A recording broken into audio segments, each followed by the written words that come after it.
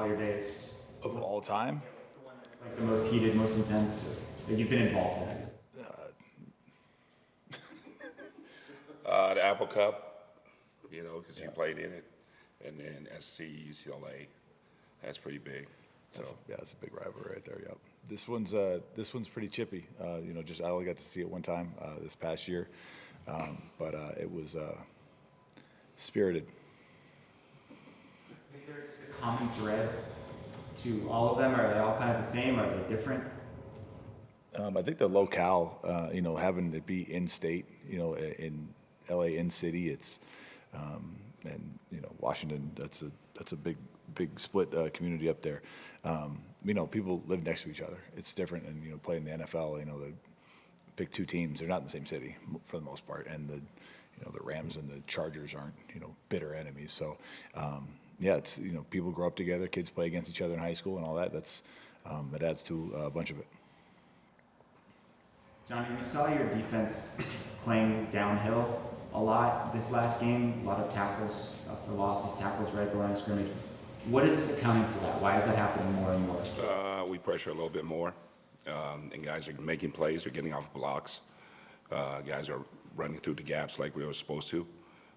So I think the kids are starting to, be more comfortable with the system, understanding where their responsibility is supposed to be at, and they're just playing ball. Did you notice anything over the last couple of weeks that made them turn a corner, or just click? No, I think the guys are, they're playing hard every game, and every game means something to them. They're playing for something, you know what I mean? And like I said, the system is starting to, make sense to them, and the responsibility where they need to be.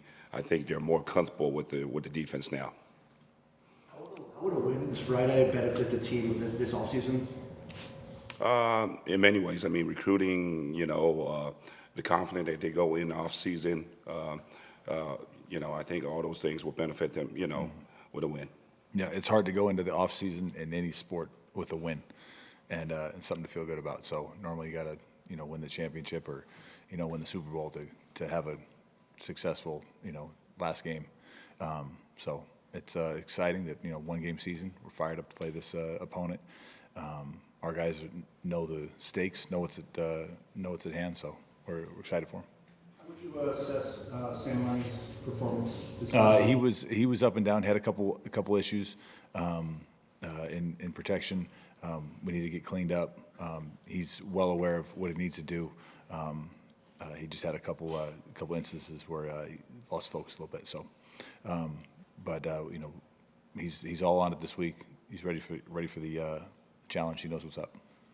We talked a lot last week about controlling your emotions with Jaden facing Washington State. Now we kind of have 100 guys whose emotions are going to be maybe heightened a little bit. Mm-hmm. What's the message? How do you kind of walk that line between you having the intensity that you want, yet also kind of being under control? Yeah, the really important thing is there's going to be emotion. There's going to be excitement. There's going to be, trash talk. It's just not going past that to where you're now taking yourself out of the game for something stupid, which happened to us last year. So we, make sure all the guys stay on the field. The passion and the intensity is going to be there, and we got to deal with it. And so it's really the same message we've had for, let's go play in the Rose Bowl. Let's go, we got to play, a team where a couple of our players had been on before. The message really hasn't changed in the last couple of weeks. So we'll just continue to hit home with that and see if we can perform well on Friday, excuse me. Go ahead. Although you guys aren't going to a bowl game, which I know you guys obviously wanted to do, you have a chance to finish 5-7 after coming from a year of 1-11. What is this senior class that's going to be walking meant to this program? They've really done a fantastic job of keeping this program afloat. When we got here, it felt like it could go either way. The seniors and all the guys that are here have done a fantastic job of trusting the process, which we've laid out for them. The guys have taken ownership for it. They've really done everything we've asked them to do in terms of, just being accountable, being reliable. And so I can't thank those guys enough. And I know it means a bunch to them this week to have a really good performance. And they deserve to have to get that shot this weekend. Johnny, what do you see from their offense, specifically at running back? Their running back's pretty good. I consider him, like I said, I told the staff, he's probably one of the better ones we've seen. He runs hard. He's really one of their main focus. They use him in the passing game a lot. So, that's our number one priority, stop the run, and obviously taking care of when he's out there running routes and things like that. Make sure we have the matchup we need. How's their offense changed since they've had the coaching change? A little bit more 12 personnel, but really they haven't changed that much. They're still running the same stuff. And what have you seen from Borgay as a quarterback? Consistent, pretty smart. The ball's coming out early. He knows where to go with the football. He knows how to check into the running game when he sees pressure. So, pretty smart kid. How would you describe Gunnar Maldonado's kind of arc this season? Like, he was a starter, then you guys benched him for a little while, now he's come back and maybe playing his best. Yeah, I don't think we benched him. I think he was hurt, and then he made his way back. But he's really becoming one of our leaders. Very smart football player. Student in the game. You saw the last game. He knew exactly when they were running screens and all those stuff. So we're really lucky to have him.